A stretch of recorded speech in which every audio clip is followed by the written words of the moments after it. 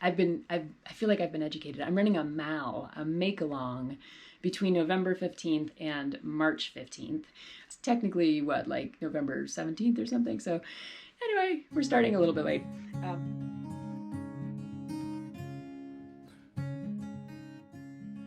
Hey everyone, I'm Melissa from Knitting the Stash, and this is episode 168 in the series. Welcome back to the yarn room. It is lovely to see all of you today. Today's episode, we're going to talk color work, and we're going to talk about whether color work is worth all the work, all the effort that we put into it. I have pretty much everything color work today. I guess my sweater is not technically color work because it's stripes, but we're gonna roll with the theme. Okay, we're gonna roll with the theme.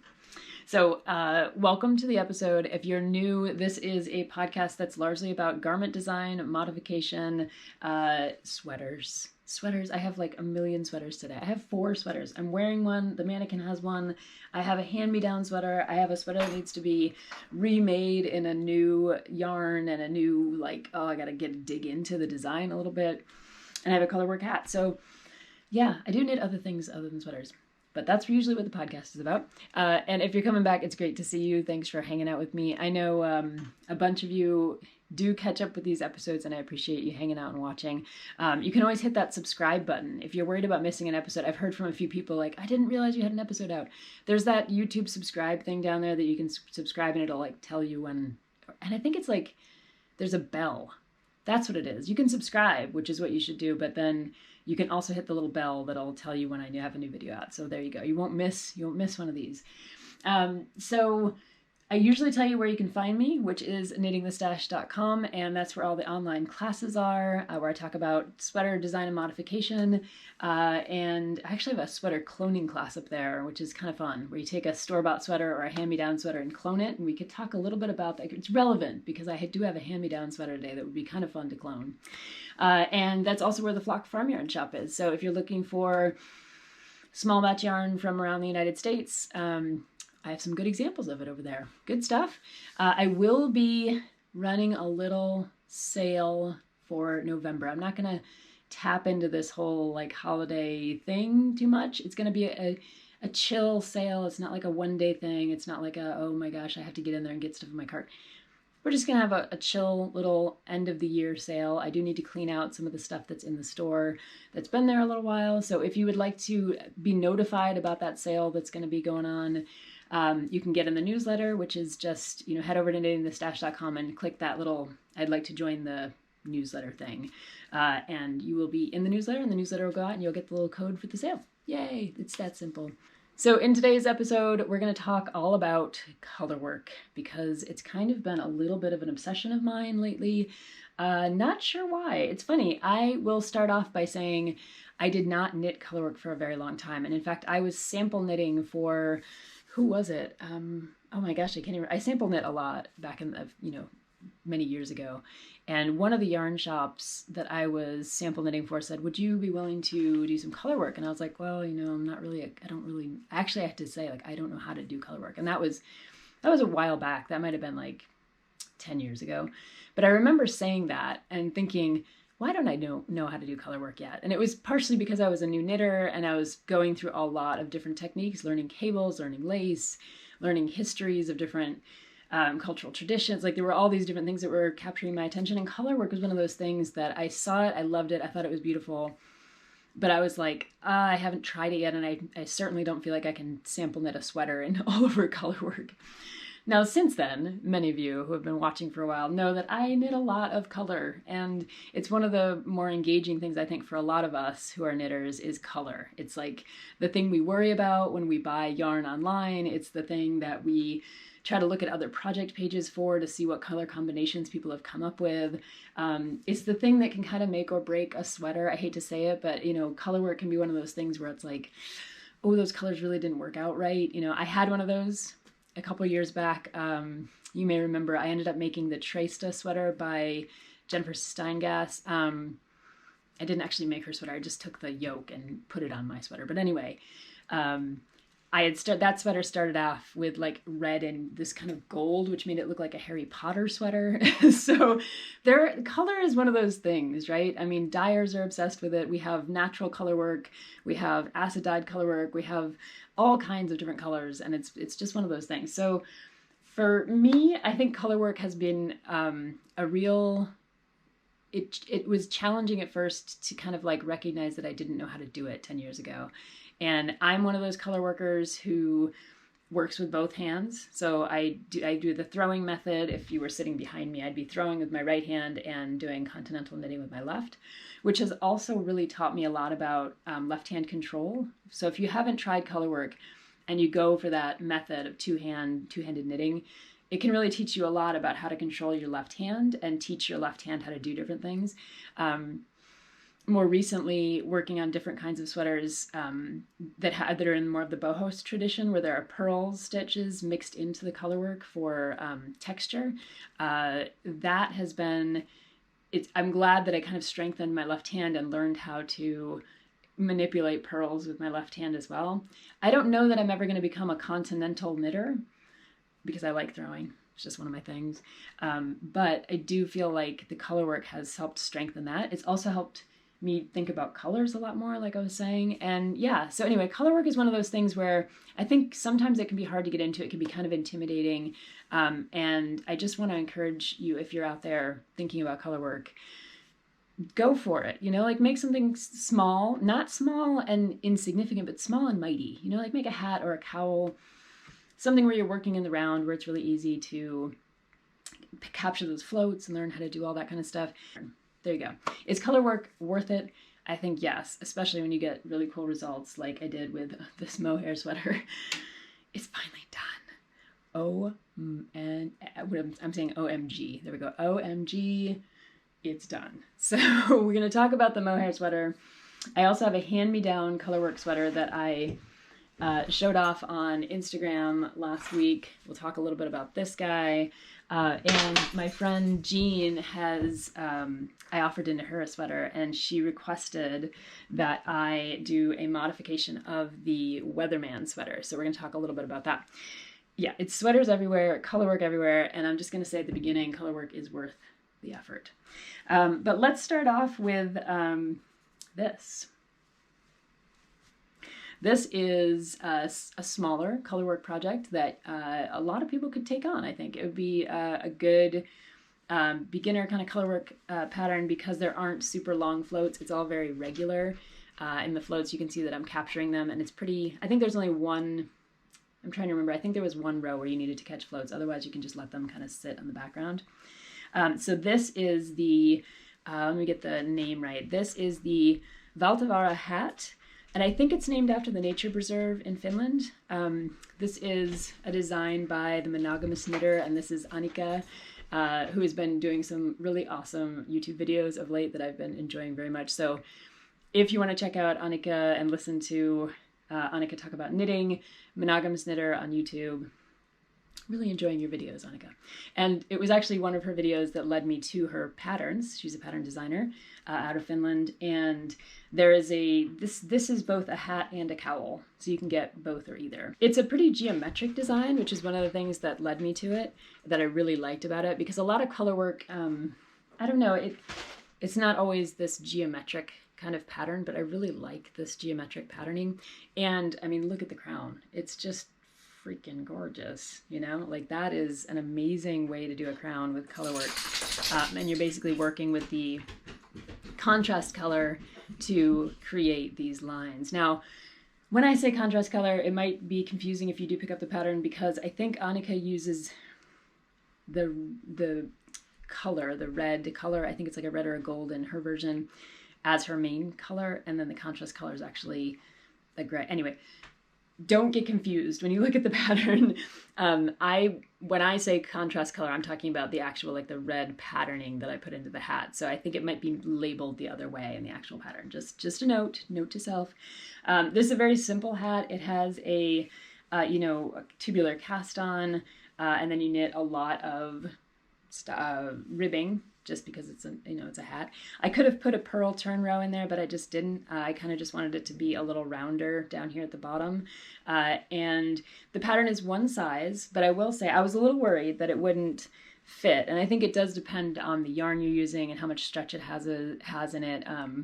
But this yarn, it felt a little tight when I was knitting it. Once I washed it, it totally relaxed. So I knit this in, actually, in the spirit of Enikö being a Finnish designer. I knitted in tuku wool, which is a Finnish wool. I had some in my stash forever. This is 100% Finnish wool in Ari. So it's like a natural kind of oatmeal-y color looking thing. And then the Colorwork, I originally had another skein of the tuku wool in like a blue. And it would have been one of those Colorwork patterns where the colorwork kind of blended, was a little bit muted. I started it, I didn't quite love it, so I decided to go with the red. This is an Estonian yarn, Hea. I've talked about this on here before because I cannot remember what I knit out of this. Too much knitting. But that's the red color, and it's a beautiful red. So the Hea is, like I said, Estonian, and they're about the same weight. Both of them are, a fingering weight yarn. And it was fun to just totally go stash diving. It was one of the things that Enikö was talking about on her more recent episode of her podcast. It was like, how do you use your, like, what do we do? Is stash necessary? Is stash just a big albatross around our necks? It kind of is. So I was glad to use stash yarn for this. It's a perfect little hat, and I'm really happy with it. And I got the pattern for the cowl as well. So I might just knit that up too, just because this pattern is so cool. You gotta love this pattern. It's different, it's funky. Yeah, I really just like this hat. So I've been wearing this around. I've been getting a lot of compliments on it. Cool hat. Now, I do want to pause here and say one of the things that we're doing over at Knitting the Stash and the Ravelry group right now is we are diving into our stashes with a particular purpose in mind. So I forgot to mention this at the beginning, but I'm running I feel like I've been educated. I'm running a MAL, a make-along, between November 15th and March 15th. It's already up on the Ravelry group. We talked about it on the Saturday Zoom, but I forgot to announce it on YouTube. So here you go. This is your announcement. It's technically, like November 17th or something. So anyway, we're starting a little bit late. But the make-along, because it's not quite a knit-along, we're not all knitting the same thing. The make-along is called Use It or Lose It. And the idea is that we all have really precious yarn in our stash. I mean, that tuku wool that I had was one of the first times that tuku wool was like available in the United States. I think I got it from the Woolly Thistle. It was years and years ago, and I kept it because it was just so beautiful. But then I finally was like, I want to knit with it. So that's what this MAL is all about, is like getting that precious stuff out of your stash and actually making something with it. It doesn't have to be a sweater, obviously. It could be a hat. It could be a cowl, socks, whatever you want. And there are a bunch of folks already in the Ravelry group talking about what they're going to make, showing pictures, talking about, ideas and kind of bouncing things around. For me, my big plan is to I have some cashmere yarn, I know, in my stash.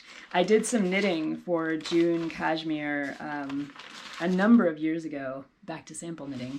And I was rewarded for my sample knitting with some of their yarn. June Cashmere makes some beautiful yarn. They're sourced out of Kyrgyzstan. Interesting company. One of my friends, Anne, is their main United States person. Like, she does all the shows and the marketing and the trunk stuff and everything. She's really cool. I met her because of this, but then it turns out we had Champagne-Urbana in common for many years. Anyway, long story short, I did a bunch of knitting for June Cashmere, and I have this cashmere yarn. I have 4 skeins of this lace weight, kind of in this mossy green color, which I don't know. I don't know how this is going to go, because I don't know if I'm a green person. Probably not. But I did knit a sweater, the Turmok sweater, Norah Gaughan's design, in this exact yarn. And if you have been a long-time viewer, you know that that was a sweater that I knit twice, because I was only given 4 skeins of yarn. That's all they had. And it was a gift for Sai, the owner of the company, his wife. and I had to finish with that amount of yarn. There was no like, oh, I need a little extra. So when my gauge was off by, it was like half a stitch or something like that, I ran out of yarn at the very end and there was no going back. So, and the sweater was slightly, half a stitch. It was like slightly larger than the correct sizing. So yeah, I reknit that thing. So I've knit with this cashmere yarn a couple times. And I also knit them some mitts and a hat. Anyway, I think I'm going to knit a sweater out of this. This has been sitting in my stash for years. I'm not sure about the green color. I have cashmere yarn also from them in a beige color. We were talking about this on the Saturday Zoom, that maybe it's a colorwork thing. Maybe it's like hold the yarn double. Maybe it's, or not double, but hold it with something else. I don't know, but I have a sweater quantity. If I get the gauge right, I have a sweater quantity of this. And I'm thinking of maybe making that Turmok sweater because I absolutely love it. I'll put a picture in here, but it's that sweater that has this kind of spiraling stitch pattern up at the top. It's this textured pattern. I have always wanted, ever since knitting the sweater for Si's wife, I have always wanted to have a version of that sweater. So maybe that's what I'll do. But that's what the make along is all about. Getting stuff out of your stash and using it, even if you think it's like the most precious thing in the world and you've not knit with it for a very long time. And the use it or lose it part of it is that I would like to open a little Ravelry group where it's possible for people to maybe exchange yarn or find new homes for yarn. If you have something precious in your stash, but like you're not going to use it, but you'd love it to go to a home where someone can use it, maybe we'll try to set up something like that. I'm not sure how that will work on Ravelry yet. I haven't figured it all out, of course. But if you're interested, the main part of the MAL is getting stuff out of your stash that's precious and using it. And then the secondary thing might be trying to do a little bit of this trading of yarn, to get it to move to a new place and be used and do a trade or something. So that's how I'm going to be spending some of my time for the next 4 months. We'll do prizes. We'll do, I think in the thread or in a separate thread, we'll have finished objects. And if you finish an object between November and March, we'll do prizes. I think we'll do at least 2 prizes. If you post a finished object, I'll randomly draw 2 of them for prizes from the Flock Farm Yarn Shop. So what you need, more stash, right? It's precious though. It's precious stuff. Precious stuff from the Flock Farm Yarn Shop. So we're just fueling. We're just fueling and enabling, really. Okay. So if I was busy with the Colorwork hat, I'm gonna switch back to the knitting now since I've finally talked about the make along, which I was worried I would forget about. So if I was busy with this hat, you might be wondering, like, what shouldn't you have been working on your mohair sweater? Like, yeah, to finish it. I took a break. I think I took a week and a half break to make this hat. We had to take a trip last weekend for work, and I finally came back to the mohair sweater. I talked about it on the last episode, extreme knitting, because I was working on these sleeves and the magic loop was not working, the double pointed needles were not working, the little Addy trios were not working, and I finally settled on a 3-part kind of modified needle set. And then by the end of the second sleeve, I finally had it down, and I was doing, thanks to a lot of your advice, I just went with the 2 circular needles, and then I finally got down to 1 circular needle that was the right circumference for the sleeve. It's been a journey, man. I will say that about this sweater. But I absolutely love the finished product. So this was one of the sweaters that tried my, I'm a process knitter. I know that about myself. I enjoy the process of knitting. I did not enjoy the process of knitting the sleeves on this. So I'm happy that the product turned out cool. I've talked about it on a couple of episodes at this point. It is all over Colorwork in the mohair lace. So it's not 100% mohair. I keep talking about it as if it's 100% mohair. It's a mohair lace yarn, but it's pretty much, that's when I say what I said, you all know what I mean. This is what I've been working with. So it sticks to everything, especially in the winter if you get dry hands. It wants to fluff around. It wants to cross on itself. God forbid you make a mistake. Then you're supposed to like tink back in mohair. Like, let's just not even, the horror show could continue. I'm telling you. But I'm happy with this now, and it's done, which makes me even happier. So this is, a couple of things that I would say after the last couple of episodes that I've done on this. There are just a few new things to say about it. The first is that I don't think we talked about the sleeves as much last time, and these sleeves are pretty interesting because there are no decreases in these sleeves. I think it's a trend. One of my, when I was in Champaign-Urbana for work, one of my spinning group ladies was like, hey, she was showing me all these pictures. I think it's a trend now to have these kind of sleeves that are just tubes. But I do think that in certain contexts it works. And in this context, it definitely does work. I've tried this sweater on. I will do my best to post some pictures of it, even though I'm still hanging lots and lots of threads here. But it fits, it works, and I've worked all over Colorwork decreases before, and you have to do it in pattern. There's a whole thread in the Ravelry group about how people do that. So if you were going to do decreases, you would slowly eat away at the Colorwork pattern each time you went around and did the decrease. So this doesn't have any of that. It is just a tube, and the cuff doesn't even come in that much at the bottom, but it works. And maybe it works because of the mohair, the kind of like foofiness, the halo of the mohair, the kind of poofiness of the whole sweater. Yeah, and I was worried like this won't fit in coat sleeves. You know, like you put a sleeve in that's kind of like too loose in coat sleeves. But I have a lot of sweaters like that have like looser sleeves. This one has all the decreases. It works just fine. So all of my concerns were, what do you call it? Like abated? What's the word? I'm an English person. I can't even, anyway. I don't have any concerns anymore about this. I really quite like the way it worked out. And I'm also, the other thing, I think I'm going to leave the turtleneck. You're supposed to tack this down like this. And I can see why, style-wise, that would be a choice for some people. But I kind of like the extra warmth of having the little turtleneck. Plus, if you might remember from the earlier episodes about this sweater, I had to cast on like an extra 20 stitches to get the neck opening to be big enough for my head. The pattern was weird that way. Anyway, I kind of like it like this. And like I said, I'll show you pictures, and in one of the pictures I'll try to pretend tack it down so you can see the difference, and you can vote. I'd love to know your vote. I don't know that it's going to change my mind, but I'd love to know your vote. But I'm planning on taking this sweater on a trip where I need to pack very few clothes, and I need them to be warm. So this is going to be a perfect piece for that, because it is so lightweight. I kind of handed it to Spencer, my husband, and he was like, whoa, that is a weird feeling. It's like, it's very light and kind of foofy, but it will pack down very nicely and be super warm. I have to say I've been wearing another mohair sweater lately. It's a strand of mohair held with a fingering weight yarn. It's my Henley, what's it called? Nasrin? I think it's called the Nasrin sweater. Love that sweater. And that's been super warm for these cold walks in the morning, so I'm really kind of excited about the mohair thing. I have a pin down here. There are a couple things that need to be finished. I don't know what this is about. Maybe it's just I was marking the wrong side, I hope, because it doesn't look like I dropped any stitches there. And then the other thing is all the ends need to be woven in, and you can imagine with a striped sweater like this. Ugh. But I was talking to the Saturday Zoom group. Thank goodness for the Saturday Zoom group. I love you ladies. And sometimes gentlemen.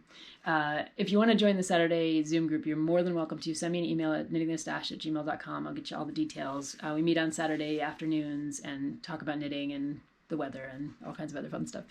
Because we're all from all over the country and Canada. And anyway, so Lisa was like, there's some kind of braiding technique. I have not scoured the Googles or the YouTubes for this yet, but there's apparently some kind of braiding technique where you can braid the ends and not weave them in.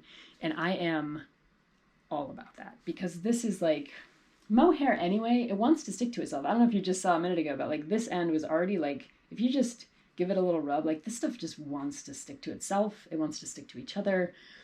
I think anything that could be done to not weave these in traditionally would be awesome.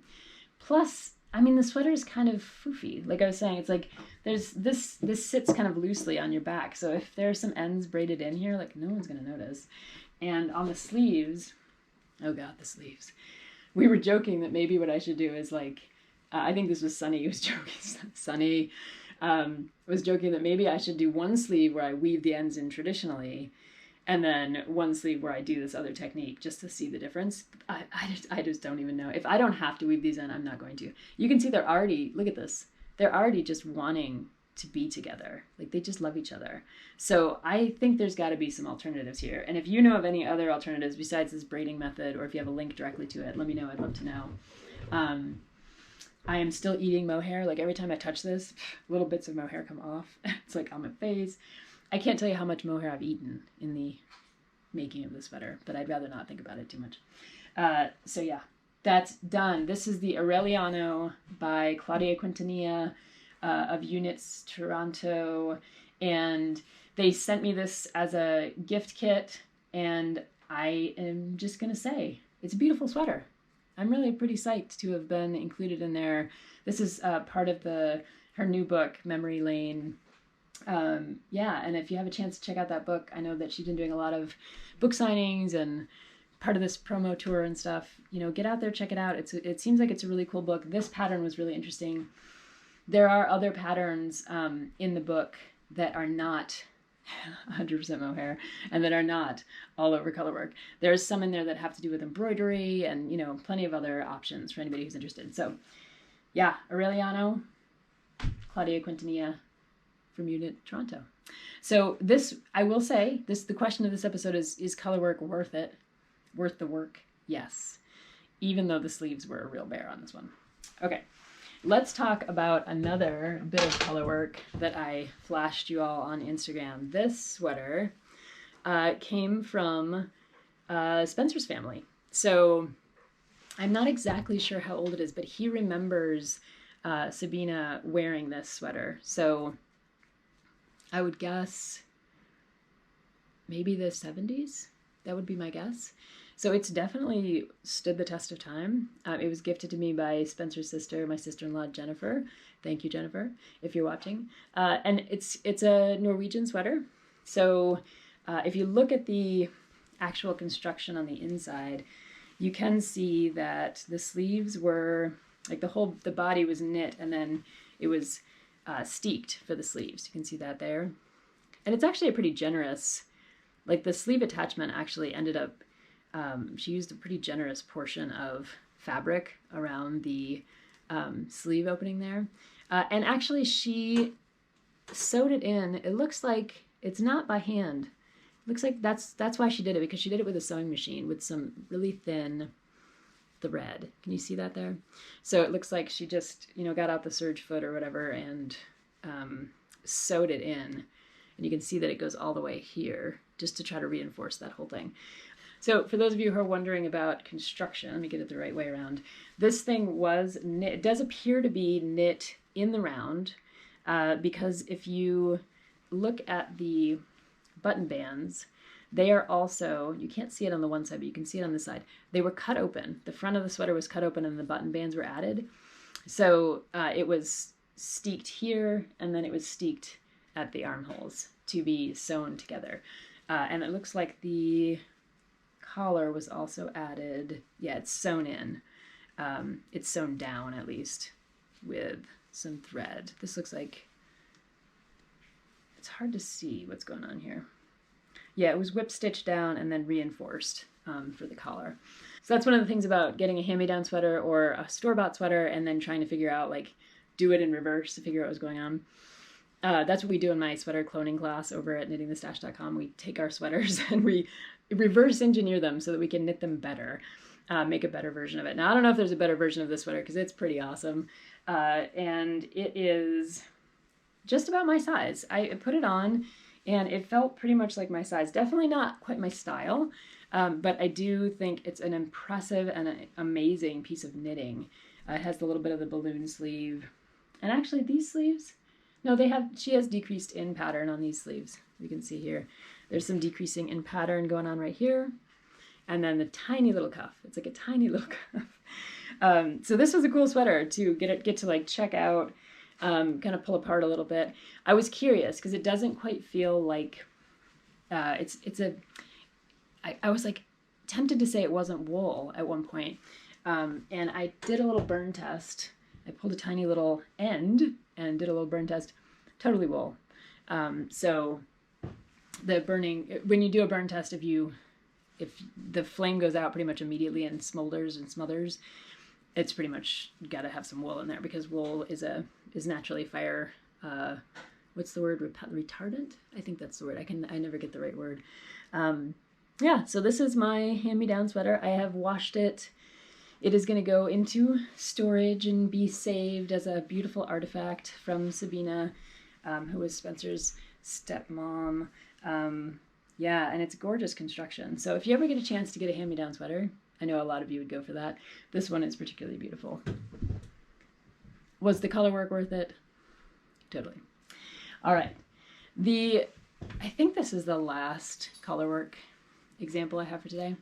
This is the Weatherman sweater, and I knit this a long time ago, at least 2 or 3 years. That's not a long time. Anyway, in knitting land it is, because I think I've knit like 15, 20 sweaters since then. But this is a Lopi yarn, and I am not thinking of the designer right now. I can see her photo, but I cannot think of her name. I'll put it down here. So the Weatherman, and it's a gorgeous Lopi sweater where it has, you know, a little bit of the contrast detail down at the bottom, the gradient kind of color, all in browns and whites and kind of oatmeals. I love this sweater. It's a perfect outdoorsy kind of sweater. And this, again, we're back to like a geometric kind of patterning, which I really love. The little like leaves and arrows, and the gradient that she did with this color is pretty amazing. So you go from the dark brown to the light brown into the lighter brown into like a beige into the light into the white. So that's kind of really cool. Now, as I recall, this sweater is, I think it only has a few sizes, and they're pretty far spaced apart. And when I was knitting this sweater, it was part of a 2-part series where I was knitting 2 Lopi sweaters, because I was just playing around with my gauge in Lopi and kind of knowing what I need to knit a Lopi sweater, which was really fun. So if you're looking for that kind of episode, there were a couple of them back a couple years ago. But what's happening with this sweater now is that my friend Jean, who I offered to knit for, said, she kind of went through my my backlog of sweaters and was like, I really like this one, but she wants it in a couple of different modifications. So she really loves the patterning. She likes the kind of like length of it and all that, you know, we're good on all that, but she wants it in a darker kind of black and gray color scheme. We're back to talking about color. So it would be like a black or a charcoal kind of body, and then to figure out the gradations here of grays and whites, to get up to the top instead of the browns, the brown color palette, we're going to go with a black color palette. So I need to figure that out. And she doesn't want it in Lopi yarn. So I gave her a Lopi sweater. I gave her the Hopi sweater that I knit, and she loves that one. But she wants a lighter, like a less bulky sweater too. So this will be her second sweater. And she wants a less bulky sweater for this one. So I need to figure out another yarn that would be kind of appropriate for, there are lots of them out there, this kind of color work with enough shades to really, you know, do this justice. I'd rather not do it in a fingering weight yarn, because I know like one of the, like Jamieson and Smith, which would be really cool in terms of this gradient. I'd like to do it in more of like a sport weight or a DK weight. So if you have suggestions of yarn that you think might be beautiful in a kind of black and gray and white color palette, please let me know in the comments. I would love to take your suggestions for this particular sweater, because I do need, I'm trying to remember, 1, 2, 3, 4, I think 5 different colors plus the black. So we need something like that. If you got suggestions, let me know. Love to know. And I'm really looking forward to kind of re-engineering this sweater in a lighter weight yarn and playing around with the color and the gradient and all that kind of stuff. So will it be worth it? Yes. But it'll be a little bit tricky and complicated, because to make it less bulky and to use a thinner yarn, I'm going to have to do more pattern repeats, and I'm going to have to pretty much do all the figuring on sizing, which is fine with me. Totally down with that. But it's going to take a little bit of tricksiness. But the first thing is the yarn. Need to know the yarn so that I can do some swatching and figure that out. Have I forgotten anything? There's been a lot of knitting going on around here. I don't think I've forgotten anything. Oh, this, I always forget. This is the stream pullover. I talked about it on the last episode. Been wearing it, love it. It's wonderful. It was my Rhinebeck sweater. And not colorwork, totally, but stripey. And a great sweater. So if you're looking, this is an Isabell Kraemer old pattern. If you're looking for something like that, you like the look of this, that's what it is. So I will be busy with the Weatherman, a baby sweater, a hat for Zach. I got a lot of knitting to do, so I should probably check out of here and go do it and get started on it. It was great to see you all today. I want to thank the podcast producers, Laura, who's brand new. Hello, Laura, and thank you so much for being a podcast producer. Lenore, Jennifer, Rose, Kendra, and Nargis are all longtime podcast producers. Thank you all so much for supporting the podcast. I appreciate you. And to everyone who's donated to the podcast via Coffee or Patreon, thank you so much. It's really great to have the support. I appreciate it. It makes me want to come up here in the yarn room and keep putting out videos for y'all. So yeah, thanks for your messages, thanks for the support, and I will see you in the next couple of weeks. Happy knitting. Take care.